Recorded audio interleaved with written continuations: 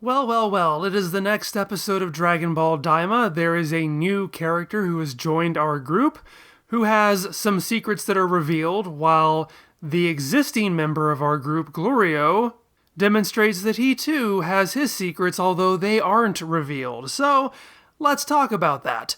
But first, if you're new here, hi, I'm Mr. Fusion. I do a little YouTube channel here, and I talk, among other things, about Dragon Ball. I got a scripted ongoing series called Dragon Ball Dissection, where I analyze Dragon Ball in great detail, much more so than these off-the-cuff, unscripted first impressions I'm doing of Dragon Ball Daima. So please, if you're new, give me a subscription. Check out my long series of playlists of every category of video that I have, including this brand new, since the last episode I did of Daima, I've made a Dragon Ball Daima playlist. So here we are. I am really wondering how this review is going to go, because it's really easy to have a lot to talk about when things go wrong. It's a bit harder to talk about things when things go well, and this episode is really good. I said last time that episode 4 was my favorite of the 4 that had aired up to that point. I'm not yet sure if 5 has bested it, but it's definitely on the same tier. So, quick recap of today's episode. Goku, Shin, and Glorio team up against their better wishes with the girl they had saved in the village last time, whose name is Panzy. She follows them to the castle of the third demon world, Kadan Castle, where they find out that she is actually the princess.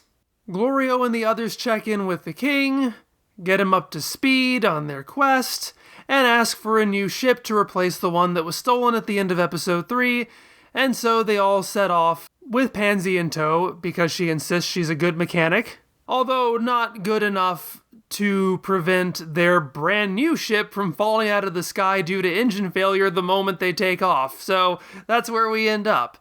This is a good episode because it really is one of those times where characters get to drive the action. There's not a lot of big expository scenes anymore. There is some. We're still learning things. Characters are interacting and telling each other, things that they know. But primarily, this is about introducing a new character and letting her interact with the personalities of the other characters. And that's a lot of fun. Panzy is sort of brash and fun-loving and outgoing and sort of forces herself into this situation. And we, in turn, get to see aspects of the other characters and how they interact with her. Like Goku is Goku. He's just going to be friendly to everybody, so he immediately is excited to have her around, excited to learn from her, excited to talk to her. Shin is a bit more guarded. He's polite, but is, mission-oriented. And Glorio is very closed off, cut off, wants nothing to do with her, keeps telling her to go away, and gets a bit of egg on his face when he realizes that she is actually closer to the king than he is. There is a great moment. Well, there are a few great moments leading up to their arrival at the castle. Like I said, Panzy is revealed to be the daughter of the king, something that she keeps from them, which I do find it funny when they ask, well, why didn't you tell us that, given how secretive the rest of the characters have been to her up to this point. I think that was a nice turnaround. It is something that I really think I should have seen coming. I didn't. I did not call this twist. I think I should have seen it coming, given how some of the dialogue plays as a joke. But I will chalk it up to me having had a headache all day and therefore my concentration's a little bit shot. So, hey, please, if I get anything wrong today, I have a headache. But it's like, the fact that Panzy insists she knows how to get to the castle, she's able to find a shortcut for them to the castle. When they get to the castle and Goku comments that it looks kind of run down for a castle, she gets kind of defensive about it. When Goku asks what the king is like, Glorio inadvertently puts his foot in his mouth by saying, "Oh, he's kind of like a mafia leader," and Panzy again gets really defensive and says, "Oh, he's a good person. He only kills people who deserve it," kind of stuff like that. And of course, the biggest one, as they're approaching the castle gates, and Glorio again tries to send her away, and she insists she's gonna stay with them, he's like, well, okay, but you're gonna get turned away. Yeah, like, they weren't terribly subtle about it by the end, that this is, going to be a flip. But yeah, I like her. I think I'm going to have a lot of fun with this character. She has a pretty cute design. She's got the twin ponytails going on. And that twin pigtails is a look that I sometimes rock. What I will say, if I need to find something to be critical about, and it's a really minor thing, don't get me wrong, but it is something that immediately caught my attention, is that on the few occasions this show is still trying to convey information, it still is a little bit awkward. A little bit. Just a little bit. At the beginning, when Panzy is trying to figure out who Goku and the others are, she notices Goku's ears, which for some reason they're still not trying to hide. I don't know why they don't just keep them disguised. And she asks him, "What demon world are you from?" And, Goku awkwardly pauses because he is not from a demon world, and Glorio steps in and lies, saying that he's from the second demon world. And I am certainly willing to cut fantasy writing some slack for not being completely natural, because at the end of the day, they are writing for an audience made of people like us. There's certainly some bending you have to do to make this even make sense to us. But if you think about it for a second, if you're from, say, America, like I am, and you met somebody who wasn't from your state, you probably wouldn't say, "Hey, which United States state are you from?"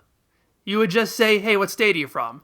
And so here it feels like it'd be more natural to just say, "Hey, what world are you from?" Although I admit that it probably flows a little bit better in Japanese. They're just saying, "Hey, which Makai are you from?" So, again, it's not a huge thing.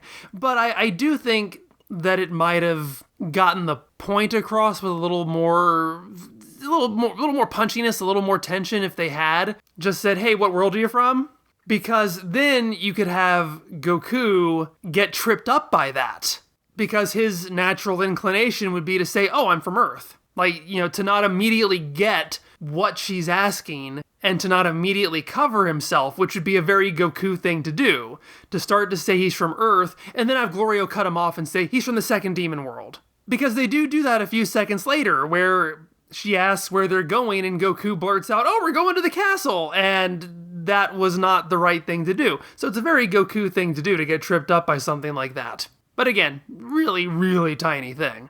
Something that I have been trying to keep track of, and that has seemed a little bit inconsistent. You remember in the first episode, they have that recap, not the we're gonna watch the Majin Buu arc for 10 minutes, but like that created sort of narrated recap of, oh, this is Goku, and he is a Saiyan, and he has friends, and they're strong.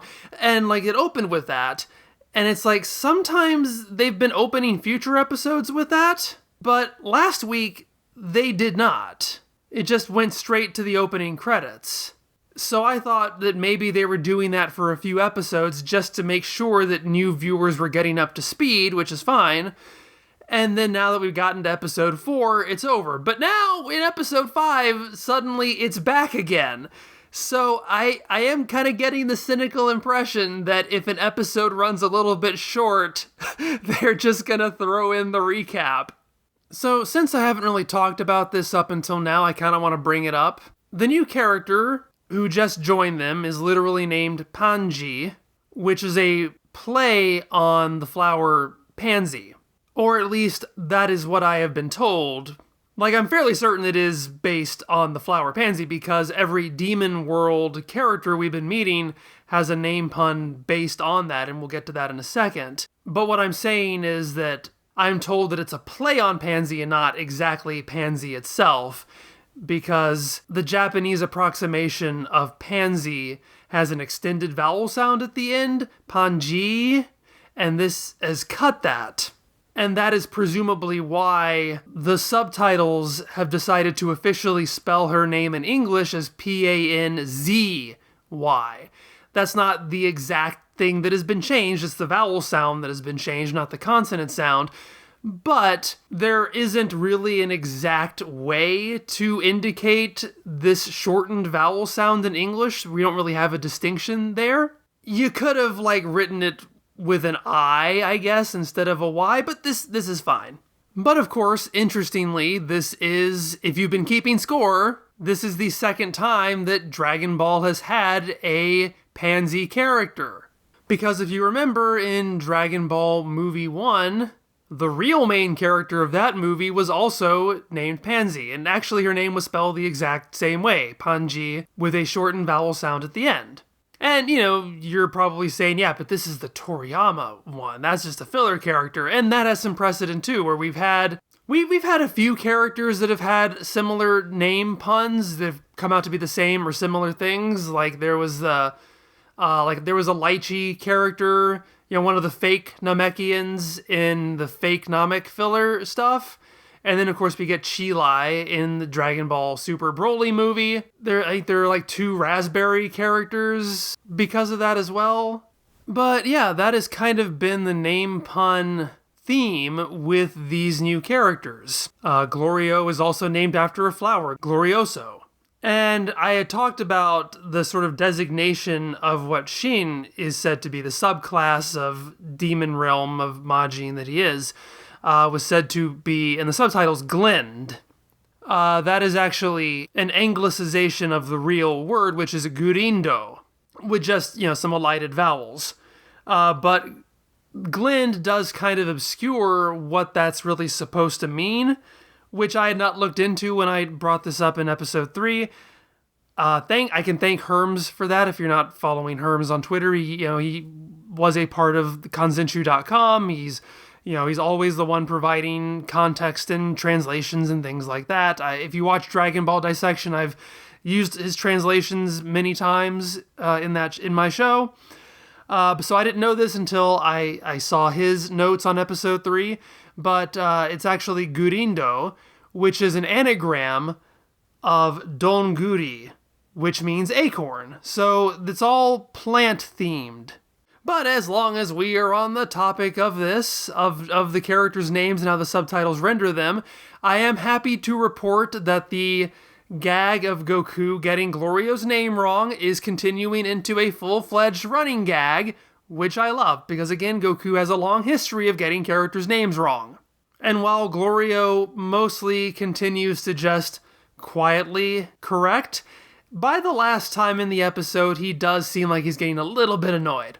But an interesting thing is that also on that instance, the subtitles, which had been translating Goku's Goriro as Goloro, actually render it as Gliro. The first time they say Goloro in the subtitles again in this episode, but at the end they say Gliro, which is a perfectly reasonable eliding of that vowel sound of Goriro, but it is inconsistent with how they've done it in the past. And so I don't know if that was just a typo or if they misremembered their own style guide. But I wanted to point that out just in case you thought that Goku was finding new creative ways to get Glorio's name wrong. I'm pretty sure from my ear that he is getting it wrong the same way every time. I mean, granted, there is one time, the first time that Glorio corrects him in this episode, Goku starts to try to sound it out again and gets it wrong in a different way, but that's a different kind of thing. As in he starts to say sounds and then kind of cuts himself off, so I'm not counting that. I'm really glad I remembered that right in the moment, because I know that somebody was in a comment saying, actually, he said it differently. No, this too. I'm trying my best to get every little detail here. So, nah, gotcha. You're not gonna gotcha me, I gotcha you.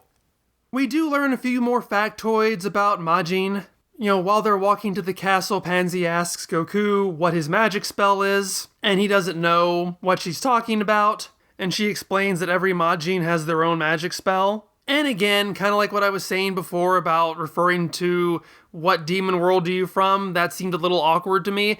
I give this one even more slack than the last one, though. Again, I think it could have been conveyed just fine if she has just said everybody has their own magic spell. If you were talking to a friend of yours, I have no idea why this is my example. you would be like, everybody knows how to pee, and not like every human being can pee. Like, it's just, that's not how we talk to each other. But it's fine. But it does bring up something that I'm curious about, because she reveals that her magic is telekinesis. She raises a rock into the air using her mind. And obviously, just like all Majin have pointy ears, but not all pointy-eared people are Majin, I'm not going to say that this contradicts anything or this has to be explained this way or that way, but it's like, we've seen telekinesis before, or we've seen people move objects without touching them. Like Captain Ginyu and Frieza have both been shown to be able to just sort of levitate Dragon Balls.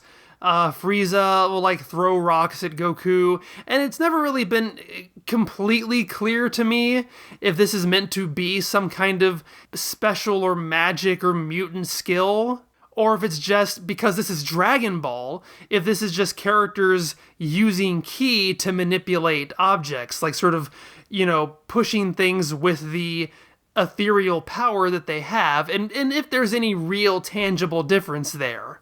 Like, I know last week people were getting confused as to how Glorio can fly, but doesn't know what ki is. That doesn't bother me, because I feel like you can have a skill without necessarily having the same framework for ideas. Like, some things you can just pick up innately. Like, you can climb a tree as a child without really understanding how your body works from a scientific perspective. And it's the same reason why, I know this was controversial, why I never minded the whole tingly back explanation for Super Saiyan and Dragon Ball Super. For me, it wasn't some sort of literal or singular, this is how Super Saiyan works now. It just seemed to me to be a way of distilling or transferring a concept in a way that makes sense to somebody who has a different frame of reference. And I know I'm getting really far into the weeds here just to say, hey, the girl can lift a rock with her mind, but I'd just be curious to see where that goes. And I'm not saying that I need an explanation as to, is this telekinesis different from what Frieza and Captain Ginyu were doing? It's just something that popped into my mind as something that made me curious. And another tidbit we learn is, when they're talking about what had happened in the previous episode, the life-sucking machine, Panzy reveals that Majin have a much longer lifespan than most other characters we've seen in Dragon Ball, although, not exclusively. I mean, we've seen long-lived characters from Earth who are Earthlings, but, basically, Majin apparently have a natural lifespan of about 1,000 years, and Panzy herself is about 82 years old. But it is kind of interesting to me because it does a little bit dulls the impact of what we saw last time. And I'm not saying that this is okay to any degree, but it's like, you see somebody not have any money to pay their taxes and get 9 years of their life sucked out of them. That leaves a much bigger impression on me if you think of a lifespan as being 75 to 80 years, where that's literally a tenth of your entire life, versus, taking 9 years off, where that's out of 1,000-year lifespan, where that is less than 1% of your lifespan. Again, it's still not okay. And of course, these people are getting taxed probably on a regular basis, so this is going to happen, multiple times in the future, and that's going to add up. But, to put it in perspective, 9 years for them would be like less than a year for us. And then 3 years for them would be like 3 months for us.